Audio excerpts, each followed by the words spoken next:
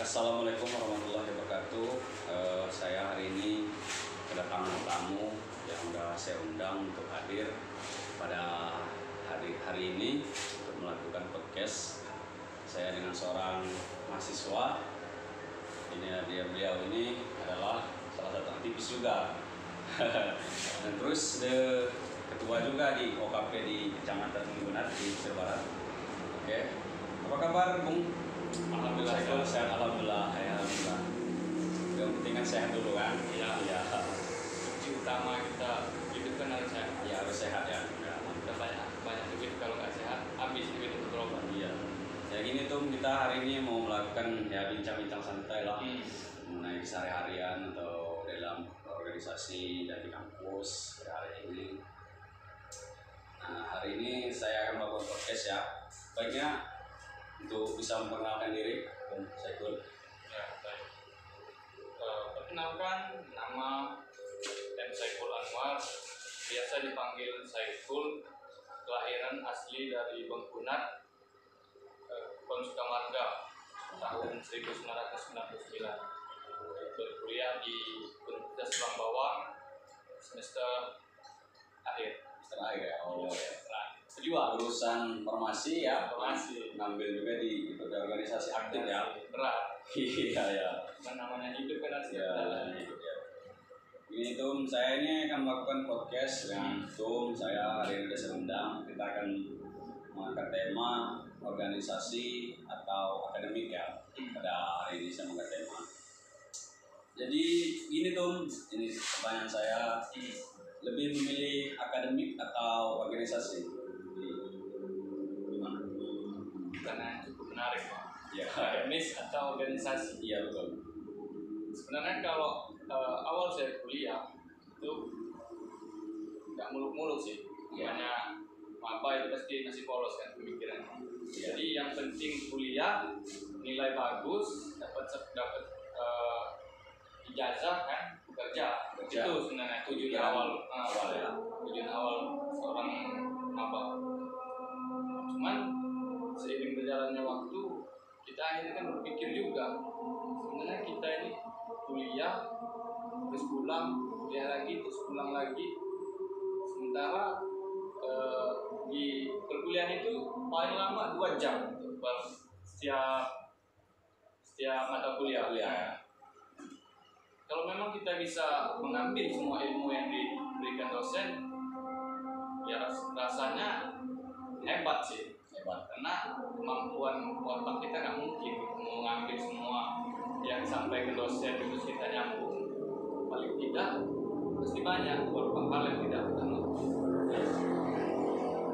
Pengalaman pribadi saya semester 1, 2, 3, 4 itu saya milih menjadi mahasiswa hukum. Dulu ya. Dulu pas masuk semester 5 saya melihat kawan-kawan yang organisasi itu kayaknya seru ya. Mereka setelah selesai perkuliahan ada perkumpulan, ada segala macam, itu akhirnya menarik minat saya. Apa sih organisasi, terus apa sih pentingnya organisasi? Nah, setelah saya mendalami otodidak, saya memutuskan untuk terjun di ranah organisasi. Karena saya berpikir organisasi itu adalah sebuah wadah kita untuk mencari pengalaman sebanyak-banyaknya, mencari relasi, dan untuk menunjang bahasanya kan, menunjang untuk karir kita selanjutnya karena adanya relasi tadi. Jadi kalau menurut saya kuliah akademis atau organisasi itu pilihan yang sulit. Kalau dari saya pribadi, ya harus kedua-duanya. Ya, berarti harus seimbang ya. Harus seimbang. Jadi kuliah terus dan organisasi terus. Ya, jadi gitu teman-teman. Jadi organisasi dan akademis itu saling beriringan gitu ya. Jadi organisasi lancar, di akademik juga lancar ya. Harus.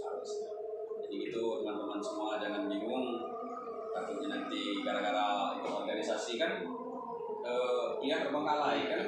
Banyak yang ditakutkan seperti itu. Ya.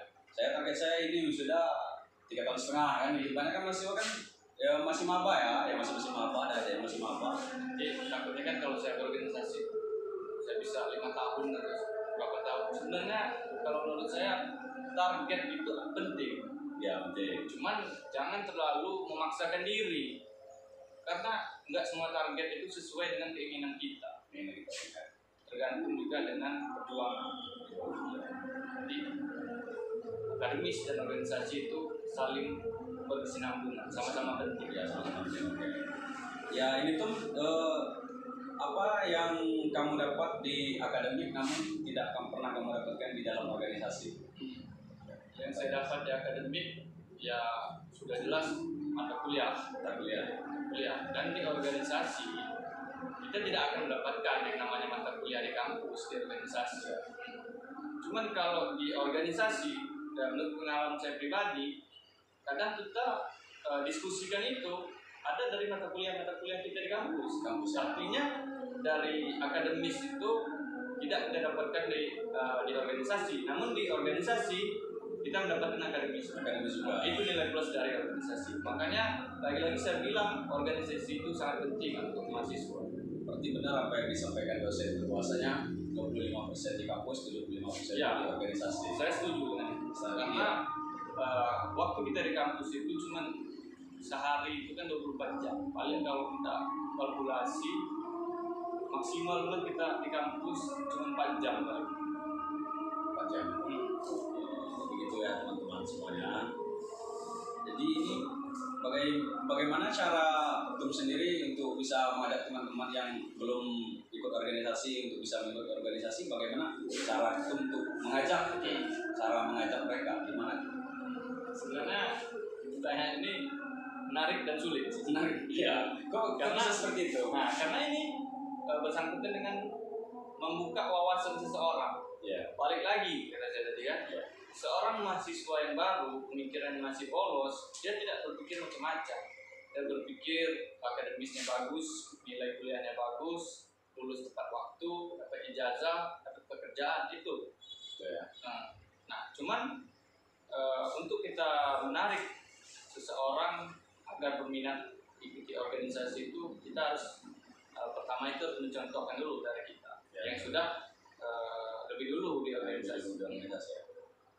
Jadi jelasnya misal kayak obrolan dari cara kita berbicara dan cara kita menyampaikan argumen, pendapat, mereka kok melihatnya wah orang ini beda, kayaknya dia ini ada something di luar ya. Mungkin kalau dia ini dapat dari kampus doang. Nah, pertama dari situ, dari mencontohkan dari pribadi kita. Nah, kedua, gimana cara menarik orang untuk berminat organisasi itu adalah dengan kita menyampaikan bahwasanya kita berorganisasi itu banyak itu nilai plusnya. Selain itu kita menambah kawan, yang kawannya yang tadinya nggak kenal, karena organisasi kita jadi satu wadah yang kenal. Nah, kedua pengalaman, karena di organisasi sudah pasti ada yang namanya program kerja. Nah, dari program kerja itu kita tidak akan mendapatkan di kampus. Kalau di kampus, di akademis paling kita sebatas namanya apa? Itu kalau yang pakai slide itu presentasi. Iya, presentasi. Paling mentok di presentasi. Cuman kalau di organisasi ada ke bidang-bidang. Kalau setiap acara itu ada yang namanya bidang humas. Bidang humas itu ya kerjaannya seru sebenarnya kalau di humas. Kita ada sudah kita dapat jalan-jalan, kita dapat kenalan orang-orang, ya bukan orang-orang kecil lah kalau di humas kan biasanya yang diundang. Kalau misalnya lingkup acara kampus, kita ngasih undangan ke dekan, ke dosen, ke prodi. Nah, itu cara agar orang-orang itu tertarik untuk berorganisasi. Kita harus memberikan gambaran loh apa sih keuntungan berorganisasi. Ya itu adalah salah satu strategi ya. Khususnya untuk teman-teman yang nanti bingung organisasi ya bisa tanya kan yang sudah bisa mengikuti ya. Oke, itu kita lanjut ya. Cara membagi waktu antara organisasi ketika tabrakan dengan akademik itu gimana tuh? Misalnya tuh ini kan ada mata kuliah nih, jamnya jam sekian, terus ada juga kumpulan organisasi jam sekian juga tabrakan. Jadi gimana tuh untuk membagi waktu atau memilihnya gitu? Ya, jadi kalau untuk membagi waktu antara organisasi dengan akademis itu saya bilang sangat sulit. Nah, apalagi kalau ada agenda yang bertabrakan seperti kita saudara tadi. Nah, pilihannya kita harus melihat mana yang lebih penting. Nah, misal di organisasi pada saat itu ada acara, kalau misalnya di band bus atau organisasi luar ada pertemuan atau segala macam. Sementara akademis itu cuma perkuliahan biasa. Ya mungkin kalau dari saya pribadi saya memutuskan untuk izin terlebih dahulu di akademis. Jadi untuk lebih mendahulukan organisasi ya. Bukan juga saya bilang mendahulukan organisasi karena kedua-duanya sama-sama penting.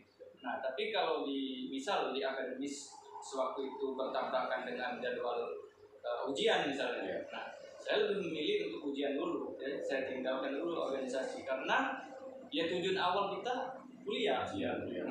Organisasi itu sampingan tapi juga penting ya, untuk menunjang pengalaman ya. Jadi gitu teman-teman semuanya, kalau misalnya tabrakan ikut organisasi dan akademik harus memilih dulu mana yang lebih penting, mana yang lebih penting jadwalnya. Iya betul, oke siap. Jadi ini masa depan kita untuk di dunia kerja dan manfaatnya dari organisasi dan akademik itu apa tuh? Nah, itu manfaatnya Iya, nah itu tadi seperti yang saya bilang. Dari akademis kita sudah tentu mendapatkan namanya ilmu perkuliahan, dari mata kuliah, dari apa yang disampaikan dosen, itu sangat berguna di dunia kerja kita nanti karena sesuai dengan basic kita. Nah, kalau misalnya seperti saudara kan hukum ya, nah nanti saudara bisa bekerja di kantor advokat nanti ya seandainya kan. Nah, saudara sudah punya basic, sudah ada ilmunya, teori-teori tentang apa itu kerjaan advokat segala macam. Nah, kalau dari organisasi itu dia lebih mengarah ke relasi. Dia lebih memudahkan kita lah dalam dunia kerja nanti karena selama kita berkuliah kita sudah punya cukup relasi dan cukup banyak kenalan itu untuk menunjang itu teman-teman. Jadi untuk kita berorganisasi itu nanti ketika kita di dunia kerja kita ada relasi, ada teman ya, atau teman kita udah terlebih dahulu atau senior kita jadi untuk di akademik juga itu kan kita udah mendapat ilmu dari situ kan bisa kita asah ya gitu. Misalnya seperti profesi saya misalnya hukum menjadi advokat atau menjadi notaris kan udah ada jurusannya masing-masing kan ya gitu. Basic oke. Jadi pengalaman menarik kamu selama di organisasi itu apa tuh, pengalaman yang menarik itu di organisasi selama ini lah? Pengalaman menarik iya tuh. Kalau pengalaman menarik sebenarnya banyak. Pengalaman menarik di organisasi menurut saya kita nggak merasa sendiri. Ya. Karena yang namanya organisasi kan udah pasti banyak orang. Jadi kalau misal kita ada dosa, kita bisa cerita dengan teman-teman kita di organisasi itu, siapa tahu mereka bisa mengasihkan saran atau segala macamnya. Nah, terus juga kalau mereka yang ada masalah, kita bisa memberikan solusi untuk mereka. Artinya saling keterikatan.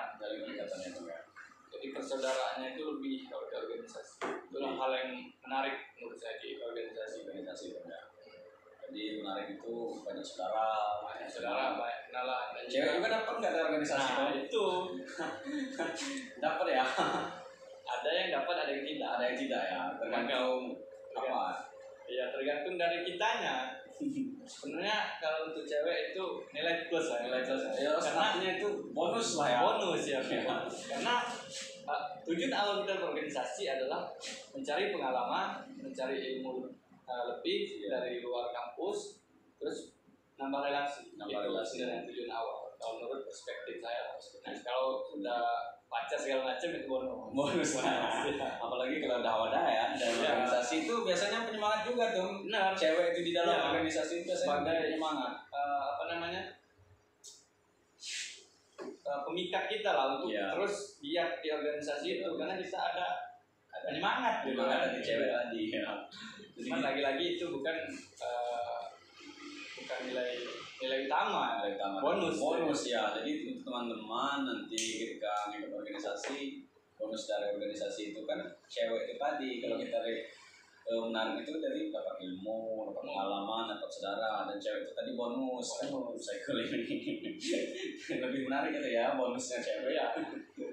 Jadi itu mungkin ini suka duka di organisasi itu apa? Suka duka yang selama Anda rasakan ketika di organisasi? Kalau suka duka ya, kalau sukanya banyak. Seperti yang saya bilang tadi, ada yang namanya keluh kesah, berbagi keluh kesah, terus saling memberikan solusi kalau ada masalah.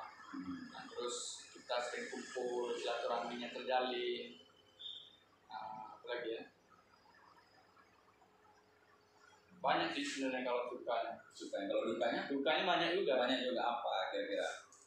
Kalau menurut pengalaman saya pribadi sebagai ketua umum ya di OKP Kecamatan di Bengkunat ya, itu dukanya itu ini apa namanya, ketidakpedulian anggota dengan organisasi. Tidak peduli ya.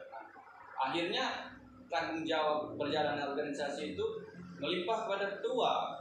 Karena mau nggak mau organisasi itu harus terjalan, walaupun anggotanya pasif atau segala macam, organisasi itu harus terjalan. Jadi duka kita sebagai ketua, ya kita harus tanggung jawab dengan amanah yang terpikul. Apapun yang terjadi harus tetap kita berjalan. Seperti itu pernah bilang kan? Iya. Walaupun nggak ada yang mau jalan, saya jalan sendiri, pokoknya harus selesai. Ya. Iya. Jadi resiko tanggung jawab itulah menjadi seorang pemimpin, kita harus bertanggung jawab, harus bisa menjalankan apa yang harus kita lakukan ya. Saya ada pepatah yang mengatakan gini. Iya, gimana tuh? Seseorang ketika diberikan tanggung jawab, dia pasti akan menemukan jalannya sendiri. Ya. Itu kata-kata yang sederhana, tapi artinya sangat dalam. Sangat dalam, luar biasa. Ketika kita diberikan amanah, kita akan menemukan jalannya sendiri. Begitu teman-teman, kalau menjadi seorang pemimpin itu kita harus bertanggung jawab, bisa membuat amanah. Kita harus bisa semangat itu, walaupun sendiri ya. Itu dulu keinginan menjadi ketua dari FKPMB ya, dari Bengkunat itu. Ya. Itu memang mempunyai keinginan sendiri atau memang dicalonkan anggota dulunya? Nah, sebenarnya kalau untuk di ketua umum FKPMB ya, Bengkunat, dulu saya kan sebagai anggota biasa. Pas sudah selesai pengurusan di atas saya, itu saya nggak ada niatan mau naik untuk ketua umum selanjutnya. Itu naik ya. Pas suatu ketika itu senior mengadakan rapat ya, antara senior dengan pengurus yang saat itu menjabat. Nah, mereka diskusi mengenai siapa yang menurut mereka pantas untuk melanjutkan estafet organisasi itu, estafet perjalanan organisasi. Nah, waktu itu saya dan saudara Arif yang dicalonkan. Dulu. Artinya bukan dari keinginan saya pribadi ya, bukan keinginan pribadi. Tapi ketika tuntutan dan tanggung jawab itu datang, ya saya harus mau tidak mau harus menyanggupkan diri. Nah, itu juga sebagai pengalaman kita. Kalau kita nggak menjalani, kita nggak bisa cerita. Iya betul. Kalau kita nggak menjabat, kita nggak akan pernah tahu kan. Nggak pernah tahu suka dukanya gimana. Artinya kalau untuk ketua umum saya bukan dari keinginan sendiri, namun bisa saya katakan amanah ya. Sebagai seseorang yang dipercayakan itu untuk melanjutkan estafet. Jadi ketika waktu itu kan diamanahkan sebagai calon ketua umum dulu, itu merasa bingung ataupun siap untuk menjalankan, apa gimana dulu tuh sempatnya waktu dulu? Nah, pas dipanggil itu kan malam-malam itu bilang kalau bahwasanya mau diajukan untuk calon ketua umum. Saya bilang ya saya sanggup untuk menerima amanah tersebut kalau misalnya nanti terpilih gitu kan. Nah, cuman saya harus ada bimbingan dari abang-abang semua karena ini bukan tanggung jawab yang mudah menurut saya. Sebagai ketua umum itu yang bertanggung jawab penuh. Artinya saya bilang kalau backup-nya dari abang-abang semua ada, insya Allah saya siap. Jadi waktu itu siap. Itu kalau boleh tahu lahir tahun berapa FKPMB waktu dulu? FKPMB itu lahir tahun 2014 ya. Sekitar 2014. Berarti masih muda ya. Organisasi muda saya lihat dalam program kerja ketum itu udah bangkit lah ya, udah luar biasa kemarin. Sempat ngadain turnamen ya kemarin. Iya, baru beberapa bulan yang lalu. Setelah lebaran terus kepeduliannya ada juga kan. Iya. Nah juga kolaborasi dengan Perdapena ya, karena saya sebagai ketuanya. Saya dulu ya saya juga berpikir kalau emang untuk hal yang positif saya pasti ikut. Kenapa enggak? Iya, kenapa enggak ya, bukan dari FK aja yang mengajak, alhamdulillah sudah banyak juga kan. Itu kalau boleh tahu tuh itu tergerak dari hati nurani sendiri apa karena termotivasi oleh organisasi luar yang sudah pernah mengadakan untuk peduli itu? Sebenarnya kalau itu pertamanya ya pasti dari hati nurani. Ya. Namanya kalau kita di kecamatan, di kampung itu ya bisa dikatakan saudara semua di kampung. Jadi kalau ada saudara kita yang susah, otomatis nurani kita terpanggil untuk membantu. Walaupun kita tidak bisa membantu secara langsung, artinya ada usaha kita untuk membantu ya, dengan cara galang dana segala macam. Yang kedua juga melihat dari Perdapena dulu kan, kedua termotivasi juga dari itu. Termotivasi pertama itu bangkit dari hati nurani sendiri. Kedua juga termotivasi dari kawan-kawan yang sudah bergerak, duluan ya. Artinya ya kalau ada orang yang susah, kita sebagai pemuda itu harus bergerak. Oke, mungkin ini ya teman-teman yang sudah sampaikan ketum tadi masalah organisasi atau akademik itu tergantung kitanya ya, membawa untuk memilih organisasi dan akademik itu harus seimbang ya, seimbang kita menjalankannya. Keduanya sama-sama penting. Sama-sama penting ya, akademik tetap jalan, organisasi juga jalan. Memang betul tujuan kita kuliah, tapi kan kita lebih penting juga ada organisasi untuk membangun pengalaman mental dan regulasi ataupun motivasi dan pengalaman teman saudara, tadi tambah bonus cewek ya. Oke tuh, mungkin itu saja tuh ya untuk podcast kita pada hari ini. Saya ucapkan terima kasih. Bisa tuh untuk melakukan closing statement-nya di akhir penghujung acara ini. Closing statement ya. Iya. Jadi pesan untuk kawan-kawan yang mau berkuliah atau yang sekarang sedang berkuliah, janganlah habiskan masa muda kawan-kawan untuk bersenda gurau, bercanda tawa yang saya bilang kurang berguna untuk masa depan. Lebih baik kawan-kawan menyibukkan diri di organisasi, karena itu nanti bakal menjadi